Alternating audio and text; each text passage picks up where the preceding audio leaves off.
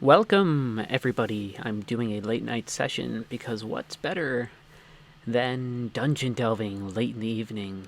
We have made our way into Nazareth. We were brought to the Temple of Pyrynn by the dancer Belina. We are here to recover a red moon crystal. This dungeon has some stuff in it that I enjoy. There's some stuff I don't enjoy as much as Shrine Island. Shrine Island is a very fun place because it's a little bit more reactionary to the player. Here, this is a little bit more, not gimmicky, but there's a little bit more puzzles, right? Or things that masquerade as puzzles, so going back and forth on these, on these barrels or cylinders, and then going through these tight corridors. It's a lot of descending, which is interesting, and then we sort of have to engage with the space in different ways later on. The one thing that Skies really does have going for it in terms of design is that there's always vertical components to the dungeons, or not always, but there tends to be vertical components to the dungeons that make them fairly dynamic spaces, and then they tend to feel like they're moderately well lived in or have some implicit history. So lit torches, there's a pool of water down below, and we can imagine sort of what this temple was used as before in the old world. And we're gonna fight a lot just to sort of get our levels up to where we want them to be, because we are going to have to, obviously, in a dungeon, fight a boss at the end of it, and it's actually a pretty hard encounter because we only have the 3 heroes to play as, and the boss is pretty tricky, actually. So the thing that we have to really make sure that we can handle is making sure all of our characters have a certain amount of uptime. Fina's the one that I'm concerned about the most because we're lower level, even though she can contribute to battle with a fair amount of damage and everything still. We talked about that before. And Aika, of course, can keep on using Alpha Storm, which is great. It's a great way to get through battles early. There was some stuttering with the animation before, which was unfortunate, but I can't always control that. I do like the area that we have our battles in. I mean, it's sort of whenever you go into the battle areas in Skies of Arcadia, it's sort of like abstracted space. It's an abstraction of the space that our characters are in. So it's not quite, it's wider than the actual bridge we're on and things like that. And it's sort of nice to have this. I say nice, but I mostly mean interesting to have the battle areas. Like I said, have some continuity between the space that you're in and where you are when it comes to battle. But also, it's fairly interesting to me because there's so much stuff going on. And here we have to deal with boulders. And I want to go up all of these paths to sort of get as many chests and special items that I can. I know there's a cham, I think, on the 2nd level, and I might have actually just done a big loop there to get back to the top. But it's hard to tell. Like, I have no detection for chams while I'm playing the game this way, which is a total bummer because I really wish I did. We're going to use Pyrus and sort of go from there, and hopefully it will hit a lot of these enemies fairly hard. 2nd level magic being particularly powerful. The system chugging along a little bit during these battles, possibly due to the space we're in. A little unfortunate, but nothing we can't handle or put up with. A lot of our preparations in the last segment went to weapons and armor that really make this an easy space to get through. Or at least not a troublesome space. And we'll slowly upgrade our characters and get to the places that we feel that we should be very quickly. And, if you have all of these... Yeah, I actually don't quite know where we're going all of a sudden. So this is interesting. I don't remember the dungeon spaces as well, so this is a chest. But I think on the inside of this chest, let's see when the battle starts. It might be, because when you open a chest and there's a battle, it tends to be a Zivulin Bane, which is this sort of... Or not. We'll probably find a Zivulin Bane. They are Oh, magma tikis. So we'll actually want to focus. How much does... Oh, that's right, it costs 12. So we'll actually see if we can't... we'll have her buff Vise just to sort of engage in battle a little differently. But as I was saying, just briefly, there are enemies called Zivulan Banes that hide in treasure chests. And they're these sort of rival treasure hunters. And hopefully we'll encounter one inside this dungeon. Because I sort of spoiled the surprise a little bit.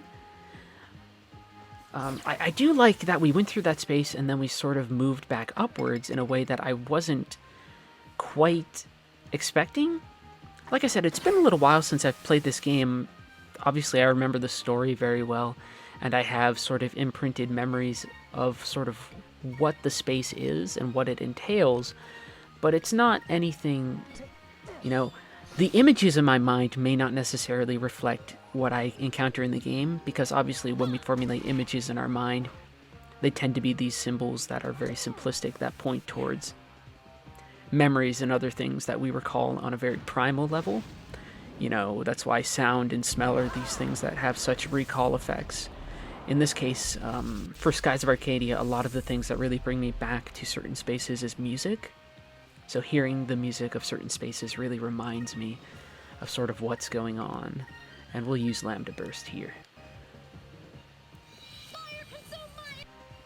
We'll skip over it for now, though. We can show it off at another time. We all know Lambda Burst and Alpha Storm by now. And actually, the amount of criticals we're getting here is partially because of Increm, but not necessarily. We're actually doing really well with criticals, which is sort of a change of pace, but very rewarding. Skies of Arcadia has a very nice learning curve, where once you start to sort of understand the ebb and flow of the battle system, which isn't very complicated to begin with, you feel very competent. You never encounter spaces where you feel too out of your depth. So we'll see Ancient Rope, that's probably good for Fina. Ancient Robe, yes, her hit goes down, but her overall defense and magic goes up, so I'd rather have her magic be strong, so that can give us a little bit more of a boost for healing. And then she can also just buff Vise, and Vise can use Cutlass Fury and all of those things. Ica on crowd control, Vise on direct damage, Fina on support. Just tends to be how things work out, even though, like I constantly harped on in the last episode, there is flexibility. And I always want to stress that flexibility because in certain games I feel like characters' roles are very well defined. And that happens sometimes in Skies of Arcadia, so...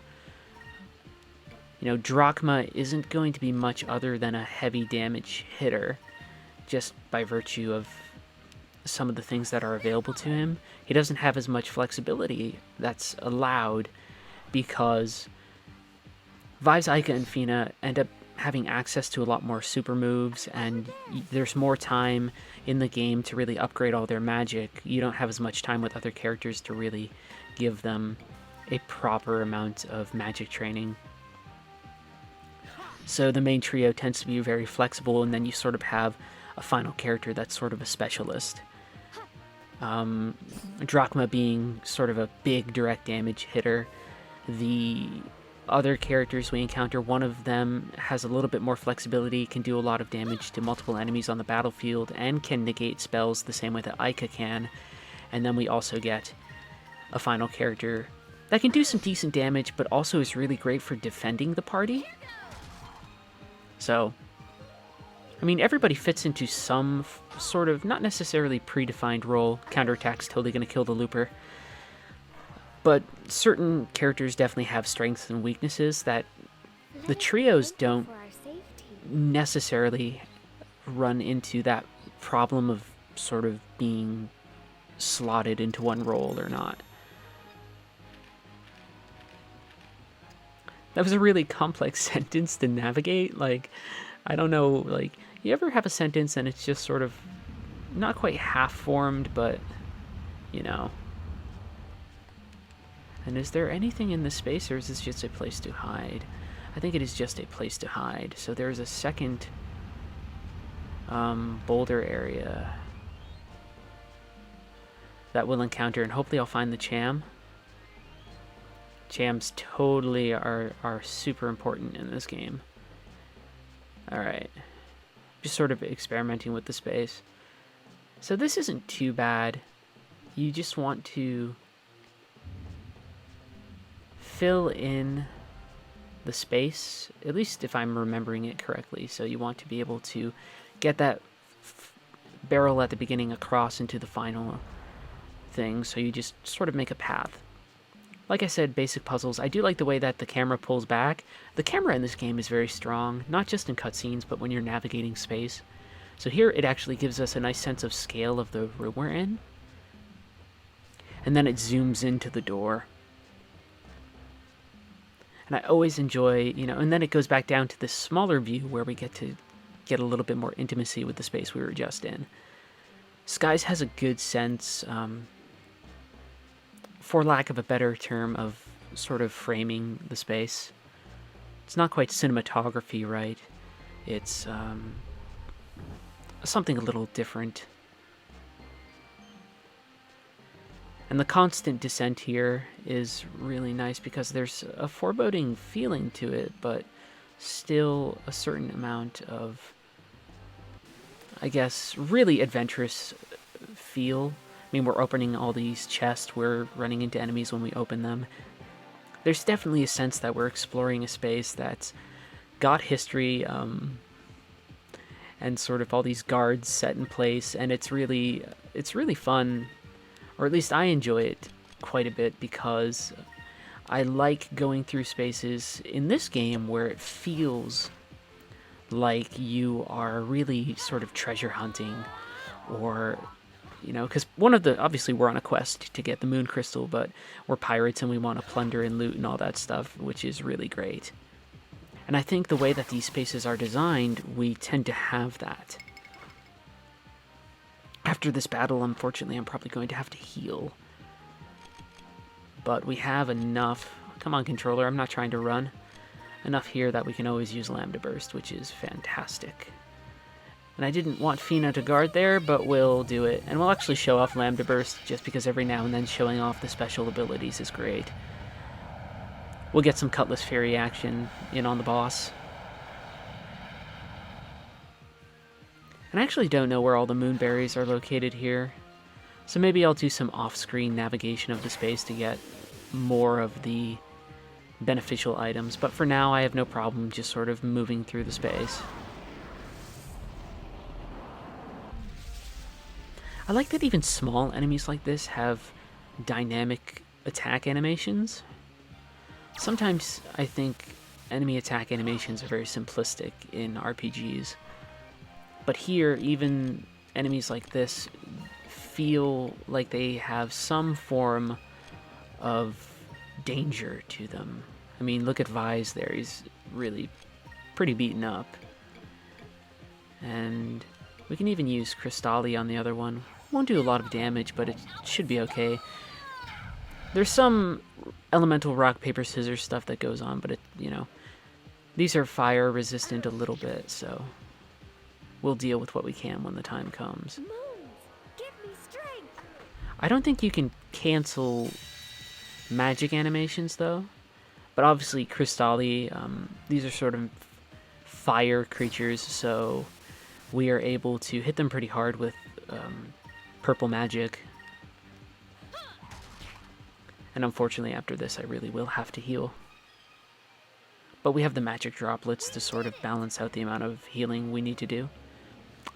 Man, I'm so annoyed that the camera sort of bugs out there during those moments. This is really casual, and I hope it's enjoyable nonetheless.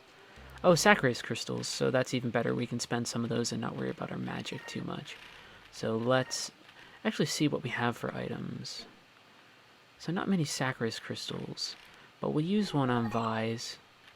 Doesn't quite get him all the way up, but it's okay. We'll use some magic from Fina, and we'll do okay. So this is all really about managing certain things, and that's a pretty comfortable place for us to be, and I can get back some of those magic points by using the magic droplets, which we have a significant amount of. So I have no problem using a fair amount of those as well, as we really do our best to explore this space in a comprehensive manner. Trying to find as many things as possible. That leads us to a puzzle. I want to try the descending area. So we'll head down here, which might just bring us to the puzzle anyway, but on a little bit more of a circuitous loop, which will give us some enemies to encounter and possibly a chance to find some more loot. Dungeons in this game are just sort of fun. They're not anything particularly too exciting, and here we'll definitely use Pyrus again to clear out the battlefield. You get into a rhythm as you go about the space. You know sort of the spells that you want to use. You can see the enemy placements and just sort of immediately say, well, I'm going to use this magic. Combat in Skies of Arcadia being this very intuitive process, which I really enjoy.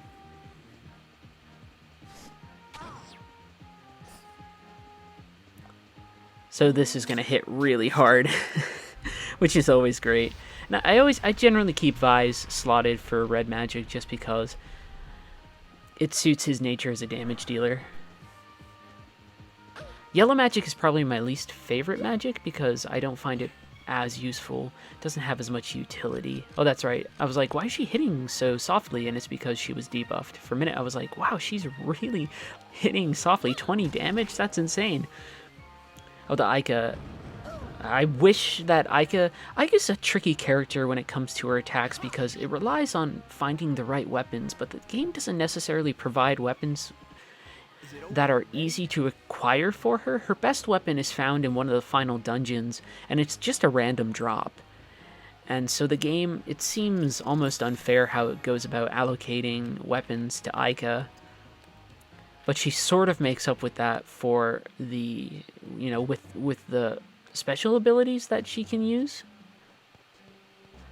I did not realize that we were heading towards a dead end.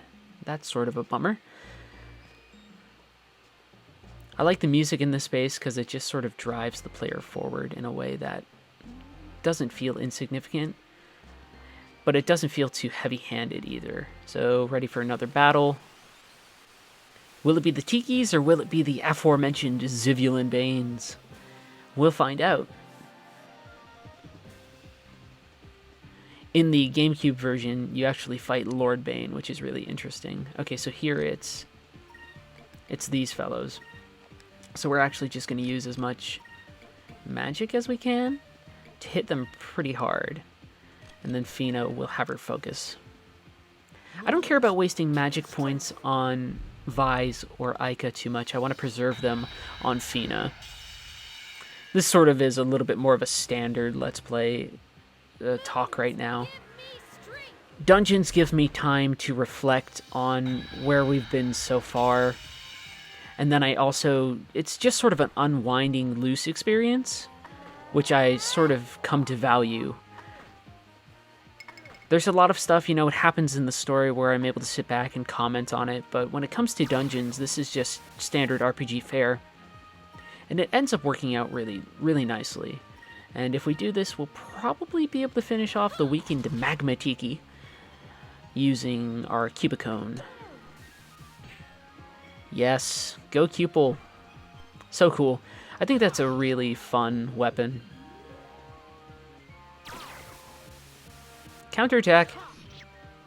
Heck yes. And for the heck of it, Cutlass Fury. Because it's not like the spirit points hold over.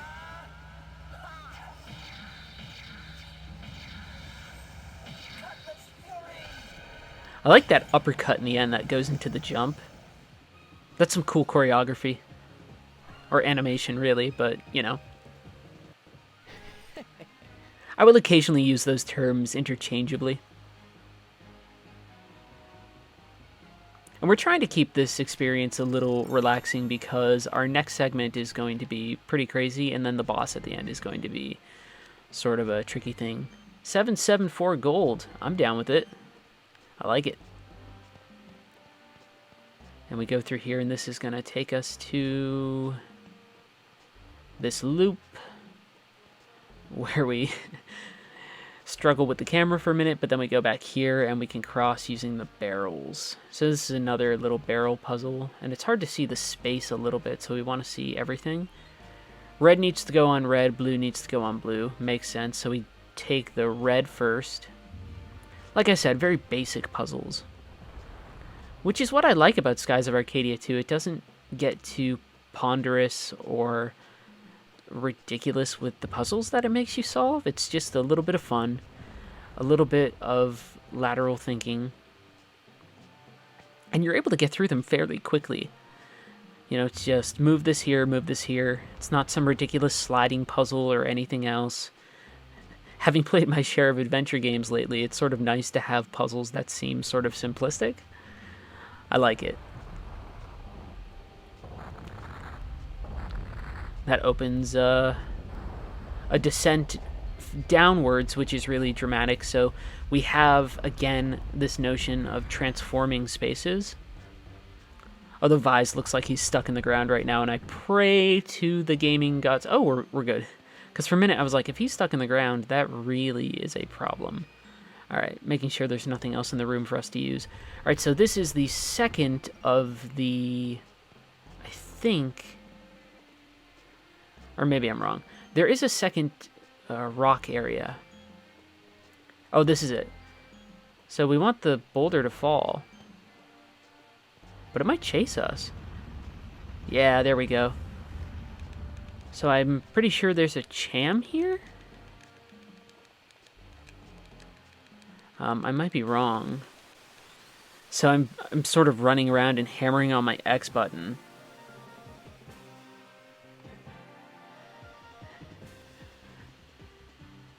But we'll keep on doing some of the battles, and I know that sort of artificially extends the amount of time we're spending here, but I want to level up the characters and make sure that everything's good. Moons, give me strength.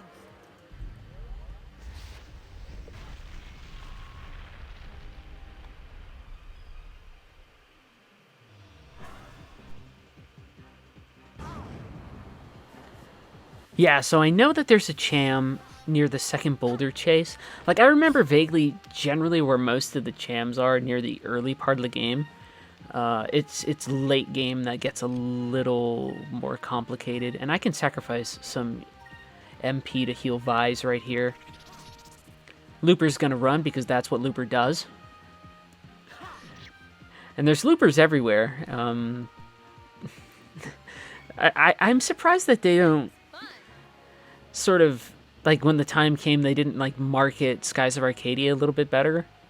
Not in terms of just the game, but, like, there's all sorts of associated merchandise they could have done. Like, I totally, if I can find somebody on Etsy or something that will give me a Cupel, like, knitted thing, oh my gosh, I will do it. Donate to my non-existent Cupel fund so I can get a plush Cupel. So what do we got? Alright, so Magma Tikis it is. Not bad. So we'll attack. And we'll use magic again. The thing with Crystallis is that it's such a low-cost ability. And in this situation, it does such a great amount of damage. It does a little bit less with Vise because his magic damage isn't as high, but this is going to one-shot the Tiki again. So, it's like I said, if you understand sort of the basics of the battle system, you're able to go through things fairly confidently. Give me strength. And then we'll upgrade, or at least replenish our magic when we get towards the final boss. But this is just like, why wouldn't I use this? Because then all I need to worry about is just sort of attacking the boss right here. And we can just go in and, you know, Alpha Storm it a bit, Cubicone. Vise is going to hit relatively hard. Ike is going to do, what, 140 damage? 70. I gravely overestimated that. That did half the damage I said it was going to do. Half? Math. Not my thing. If it was, I would be programming more and scripting less, if that makes sense. Give me a template, and I'll have everything done by the end of the night. But programming's intimidating because numbers are intimidating. Oh, Moonberry. How many of these do we have right now? I think we'll be able to give Fina a new super move, which is good. Yeah, so this is a nice super move. Lunar Glyph is okay. It can do some damage, and it has the possibility of turning an enemy to stone, which is really nice. So we'll sort of deal with that when the time comes, I suppose. Here I want to run across. Yeah, there's the Cham. Awesome. And we can give that Cham to Cupel. And maybe it will change his form. Let's go and check. I always forget how many Chams it takes to change form. So still Cupicone, but probably with a little bit more damage. Although I'm not sure if that's how Chams entirely work. And we got to run before the boulder hits us. I like these segments, though, the boulder segments, because, again, we're changing our engagement with the space. Skies loves to do this. You know, whether it's ascending or descending a space or other things, it really is hell-bent on making every space that you're in interesting. So here it's like, look at the layout of what we have right here, this sort of crazy bridge that we cross, and we cross underneath this waterfall of magma, which is really great. And, you know, we have all the magma below us, even though in actuality all that heat would probably just kill us and we'd die on noxious gas or something. Took a dark turn there for a minute talking about everything, but I mean, then look, we enter into the new space and we have that abstracted sort of area again. The only problem here is that the loopers got the drop on us, 3 of them, and they have powerful magic. So this actually, loopers give a lot of magic experience when you defeat them, but they tend to run, and actually the one that just ran was the one that got buffed, which is interesting. So we'll see what we can do by using Lambda Burst, although actually, you know what, let's not do that. Let's use Lunar Glyph so we can show it off, provided that the looper doesn't run away. Oh, when she runs in, I usually assume that she's going to do a critical hit. Magic, question mark? Misses. So Lunar Glyph, here we go.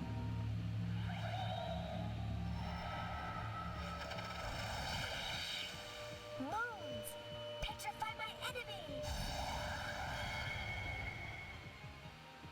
Oh, wow, that magic defense, huh? That's nuts. Thank God Vi's followed up on that. But yeah, it has a chance to stone the enemy. Stone the enemy. That was... I am apparently a 14-year-old and I laugh at silly stuff. But you can see experience is good, and magic experience wasn't as great there because we didn't get as many of the loopers as we could. Is this the Zivulent Bane? Is it? Let's find out. I'm pretty sure we encounter our first one in this space. If it's the Tiki guys again, that'll be a pain. Tikis! So, whatever. We know how this works. Crystallis.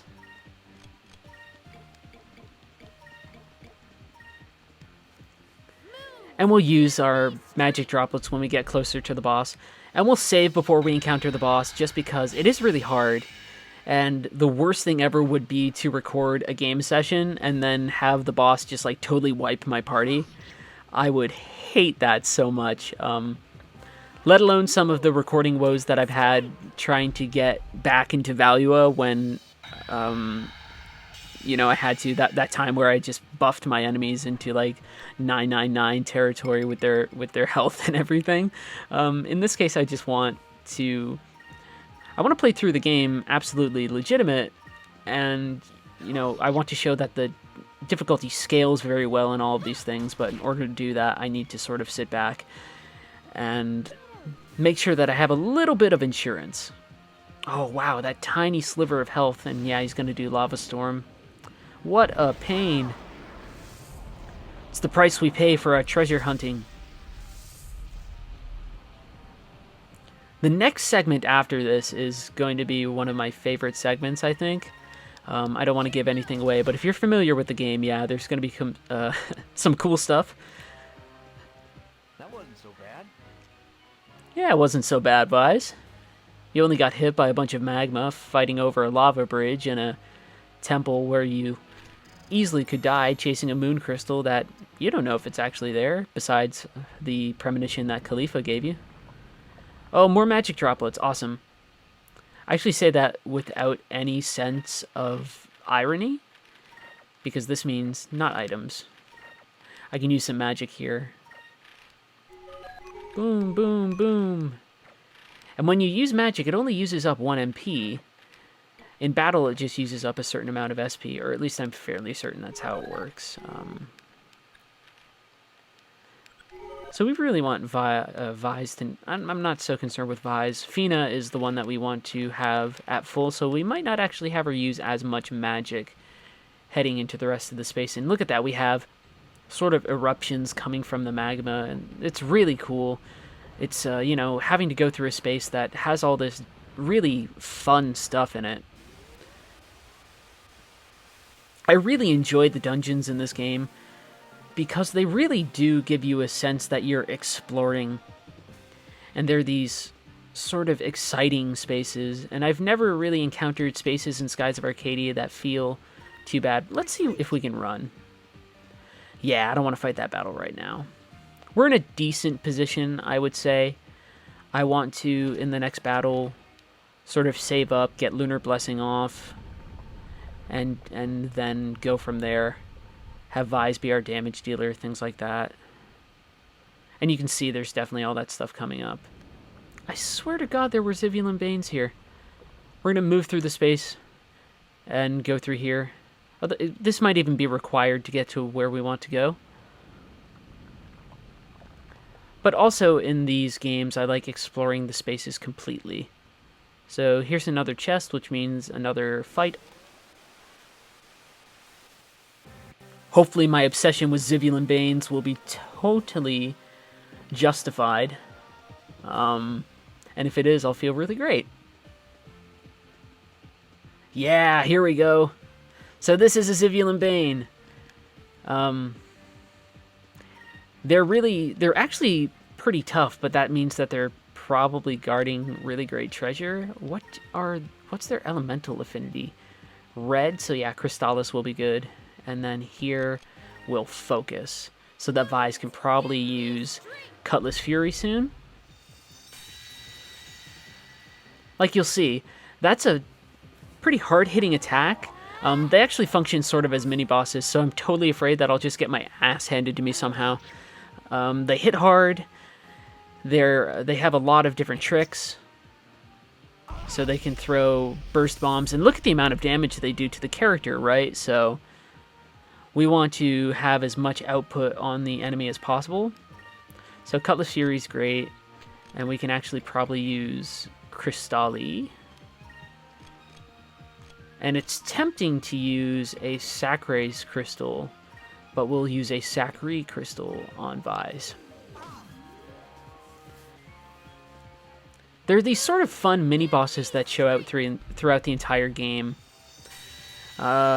I don't know if the implication is that they're hiding inside the treasure boxes. I always think it's just more that it's this clan of treasure hunters that are sort of beating you to the punch. And you're fighting for them to get the treasure. And I think that's really fun and exciting to have this recurring enemy that shows up. And that doesn't feel just sort of like, oh, it's another one of these. Like, every encounter with a Ziv Bane feels... And that's... I totally went casual there. Yeah, talking about Ziv Banes. It feels sort of useful. Or, useful's the wrong term there. Exciting, impactful, not necessarily token or trite. It feels like I'm fighting, you know, an actual enemy. I like fighting humanoid enemies in this game in particular. hard hit there, but we should be good in the next round, and we'll be able to heal before we fight the boss. And we'll save, obviously, before we fight the boss. And yeah, this should do it. I feel good about this. That could have done it right there. Nice. Very good. Aika always tends... Well, not always.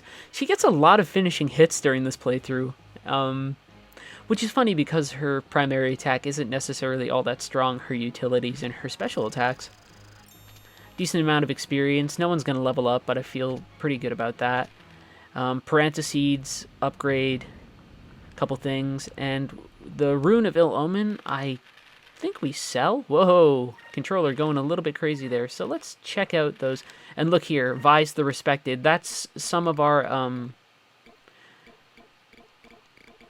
Oh my gosh, controller going crazy as I look through spaces. Some of that is our... Yeah, valuable treasure, so we can sell that. Parentheses increase power, so we want to give that to Vise. And here I have no problem using... Actually, no, we get to use Fina's magic here again.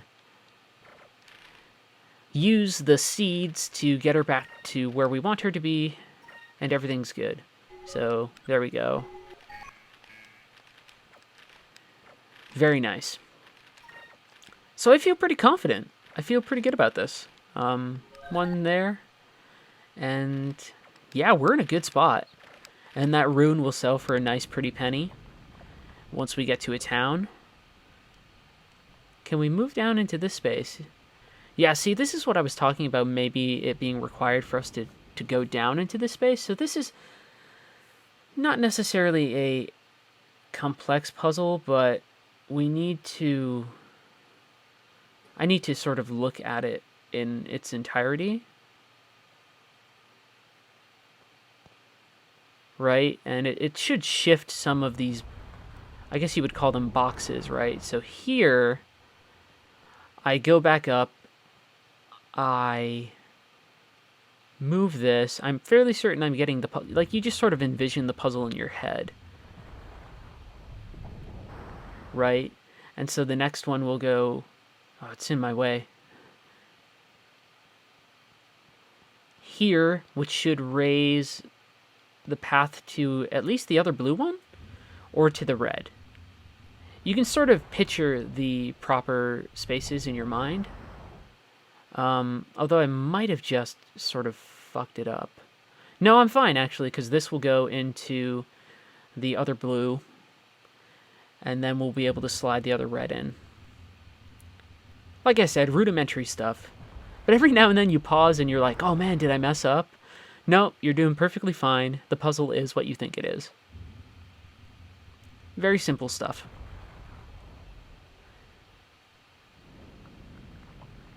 And this is cool again because it changes the space. It's raising the lava, which... I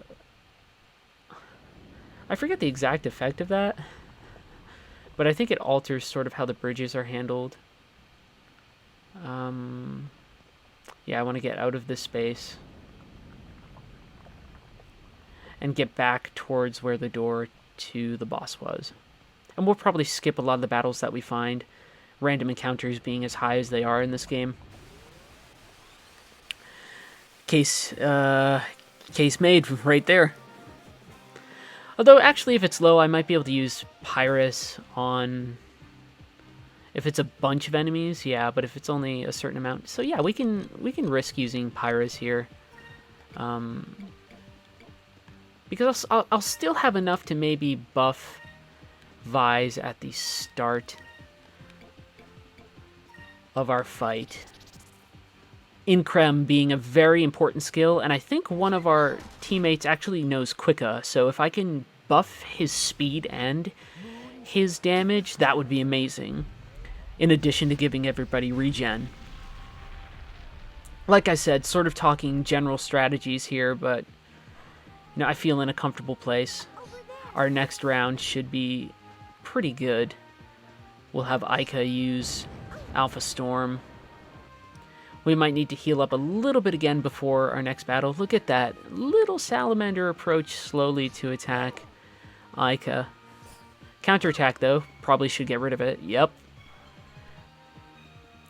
I've had a lot of luck in these sessions with counterattacks. Actually, no, because the trick thing here is that we don't have any control over enemies moving about the space, which is somewhat annoying and can affect how you're advantaged or disadvantaged during battles. So remember the fight with the Executioner in the Colosseum. One of the things going on there was that he could hit me and Drachma, or me, I'm projecting onto Vise for a minute, even though I identify more with Fina than with any other character. He could hit our melee characters because we would run into range as sort of uncontrollable. Like, we can't control where everybody is on the battlefield. It's one of the only downsides of the combat system, so if he used Tackle, he would hit both me and Drachma. Then I'm saying me again. Drachma and I fucking just did it again. Drachma and Vise in a very powerful attack. Ceramic Armor. Flame Mantle sounds a little better. Yeah. Whoa. Whoa, whoa, whoa. I'm using not the assumed controller. I don't have a Dreamcast. Well, I have a Dreamcast controller, but not so like a USB input. So Nazra Combat Mail's still the best. So Vise is the only one who can equip the Ceramic Mail, which is fine. We can sell that later on. And then I hit this button, and I think it drops water. Yep. And it gives us a path across. So that's what we did. We raised the magma, and we made this pathway across, which is absolutely wonderful. So I'm going to get near here. I'm going to heal. I'm going to save. And we will fight the boss, which will be totally great. And so to get us ready for this, I can actually just use some Sacred Crystals. And so we're in a great spot here. And we're heading into the next boss, so I guess it's another case of our favorite transition.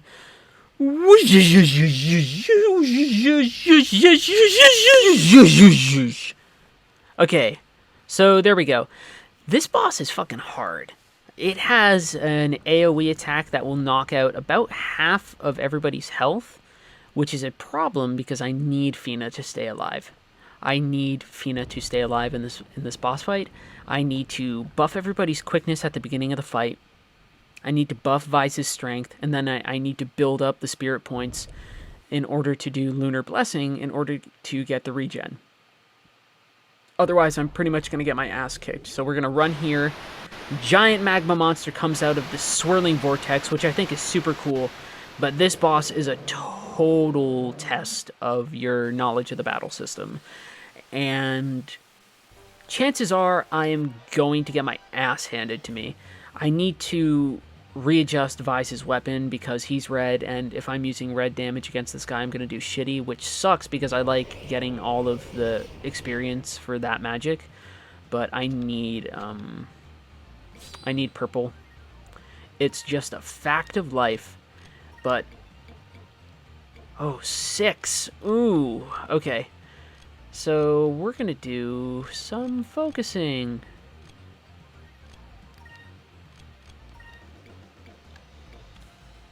And then Increm on Vise.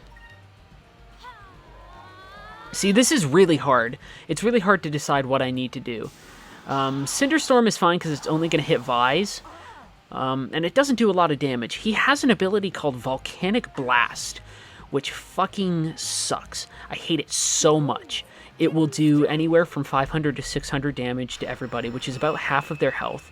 Increm buffed Vise is going to be good, and then also once we get Quick on everybody, it's going to be even better, although I'm shy of that again, which is a problem. So, one potential thing we might do is attempt using Crystalli. No. We need to focus. And Fina's going to have to guard. And Vise is just going to have to attack for now. And you can see he's doing decent attack because of how I'm handling the elemental stuff. And thank God Fina's defending right there. But we're setting up for a couple of things here. We'll use Cutlass Fury when the time comes. We need Quicka. And we need to focus. So in this case, one Volcanic Blast won't take everybody out, but I'm going to need to heal very quickly if that attack fires off. So everybody is buffed speed, which is great. Vise is buffed attack. The boss is behaving very nicely. That was a great dodge. This is a very lucky fight, and we need to build up the focus because we need to get Lunar Blessing off. We really do. So in this case, I'm not going to bother with much attacking. Ica, I can afford to have her use a Sacred Crystal on Vise. Fina needs to defend again. So yeah, the attacks here are great. The combinations of everything that's going on is great, but like if he attacks with his big attack, it's a problem. It's a big, big problem. It is behaving so much, and I'm getting counterattacks, which is great. So I'm sort of chewing my way through this battle.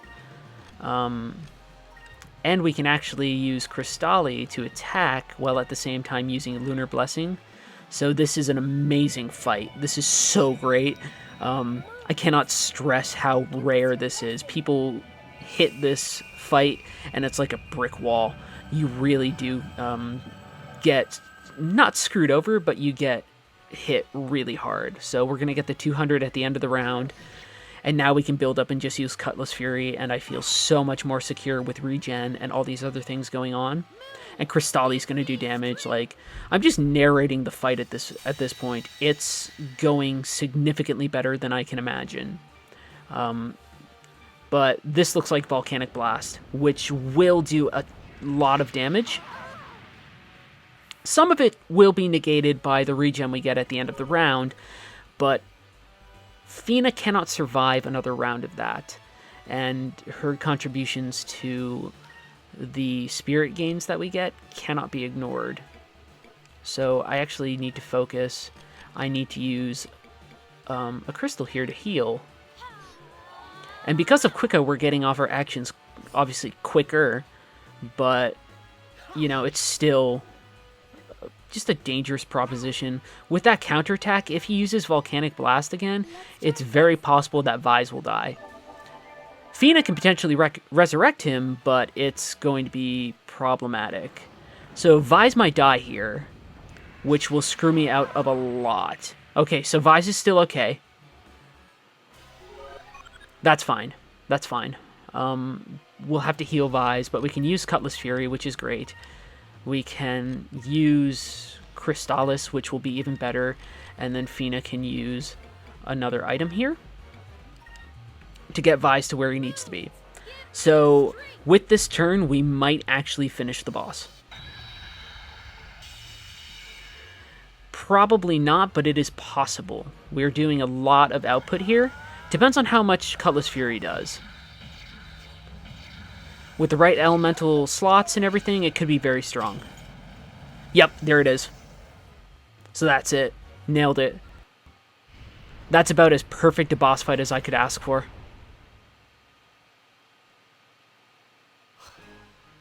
That was a tough fight.